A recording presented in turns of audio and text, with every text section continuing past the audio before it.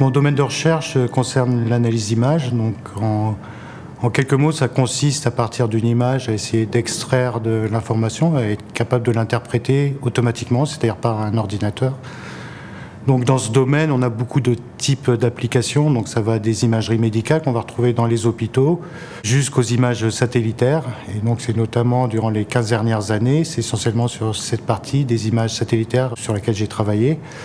Et donc les avancées majeures qu'on a pu faire dans ce domaine, c'était en fait de définir une nouvelle modélisation, une nouvelle type de méthode pour analyser ces images.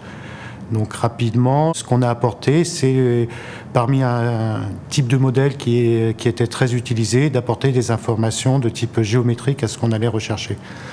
Donc du côté applicatif, ça nous a notamment permis de fournir des outils pour compter des populations d'animaux, compter des populations d'arbres ou extraire des routes automatiquement à partir des images.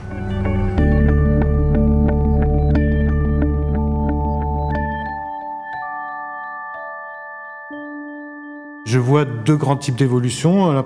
Le premier type, c'est une évolution du matériel, c'est-à-dire qu'on a de plus en plus de capteurs, que ce soit des capteurs de type microscopie pour la biologie, des capteurs pour le médical ou des capteurs satellitaires. Ce qui fait que les thématiciens, les utilisateurs de ces images se retrouvent confrontés à un problème de ce qu'on appelle le big data, c'est-à-dire qu'ils reçoivent des quantités d'images qu'ils ne sont pas capables de traiter eux-mêmes.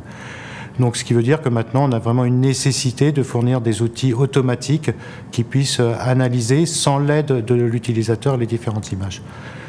Et de façon plus importante, il y a pour moi une autre façon de voir la recherche qui est apparue depuis quelques années, enfin la recherche dans le domaine de l'analyse d'images.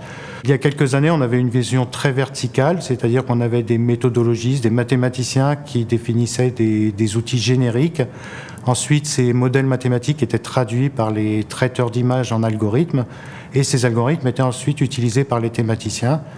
On s'est rendu compte que trouver un outil générique ou universel, c'était un leurre. Et donc maintenant, c'est beaucoup plus rapproché d'une version transversale où les gens vont travailler entre eux. Et c'est-à-dire le mathématicien va côtoyer à la fois le traiteur d'images et le thématicien, qu'il soit biologiste ou cartographe. Et ces gens-là vont travailler dans des projets dits pluridisciplinaires et au quotidien échanger pour trouver la solution.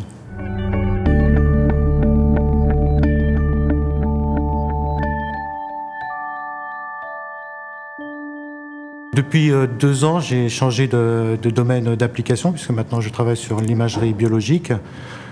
Donc, comme je disais précédemment, mon but, c'est de créer un réseau pluridisciplinaire et de travailler vraiment au contact avec les biologistes, plus que de leur imposer des outils qui auraient été définis par moi-même.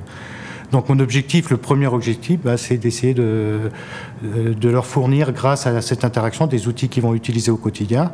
Donc ce qui serait déjà un succès pour ce qu'on veut faire. Et puis bien sûr, dans un plus long terme, l'idéal, c'est que ces outils puissent contribuer à mieux comprendre certaines grandes pathologies, grands défis du siècle, que ce soit le cancer, Alzheimer ou Parkinson, qui sont à l'heure actuelle beaucoup étudiés parmi les biologistes.